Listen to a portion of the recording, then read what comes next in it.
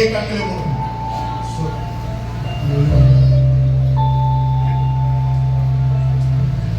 எங்களை அதிகமாய் நேசிக்கிற நல்ல பிதாவே, ஆசீர்வதிக்கப்பட்ட மனமகிழ்ச்சியான காலை வேளை ஆராதனைக்காக நாங்கள் உமக்கு நன்றி செலுத்துகிறோம்.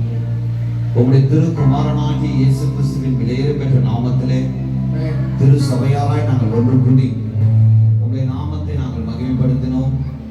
உங்களுடைய சத்திய வார்த்தையை நாங்கள் தியானித்தோம். உமக்கென்று மனப்பூர்வமான காணிக்கையை நாங்கள் கொடுத்தோம். எங்கள் தேவனாகிய கர்த்தர் தாமே இந்த நாளை நீர் எங்களுக்கு ஆசீர்வதித்து தந்தது போல ஆண்டவரே, இனியும் தொடர்ந்து நீர் எங்களை ஆசீர்வதித்து உங்களுடைய சமாதானத்தை எங்களுக்கு பூர்ணமாய் தந்து உன் நாமத்தை மையப்படுத்துகிறாக.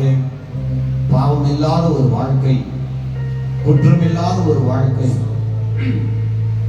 அக்கிரமம் இல்லாத ஒரு வாழ்க்கை, மீறுதல் இல்லாத ஒரு வாழ்க்கை நாங்கள் வாழும்படிக்கு பரிசுத்த ஆவியானவர் தாமே எங்களுக்கு துணை செய்கிறாக.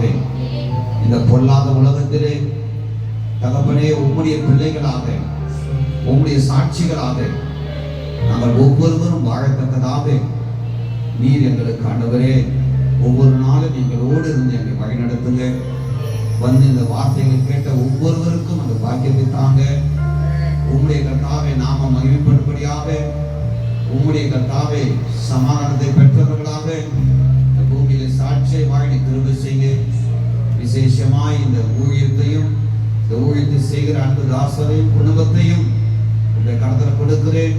கர்த்தரை ஆசீர்வதித்து இன்னும் அதிகமாக ஆண்டவரை உயர்த்தி அநேகம் ஆயிரம் ஆத்துமாக்களுக்கு ஒரு சாட்சியாக, சமாதானத்தின் காரணராக வைத்து கர்த்தரை வழி நடத்துங்க. எந்த குற்றங்கள் குறைகள் இருந்தாலும் கர்த்தரை தயவாய் மன்னித்து உம் நாம மகிமைக்கு எங்களை நிலைநிறுத்துங்க. எங்கள் ஆவி ஆத்மா சரீரத்தை உமக்கு தாழ்த்தி ஒப்புக் கொடுக்கிறோம். ஏற்றுக்கொள்ளும் எங்கள் ஜீவனுள்ள நல்ல பிதாவே. ஏன்னா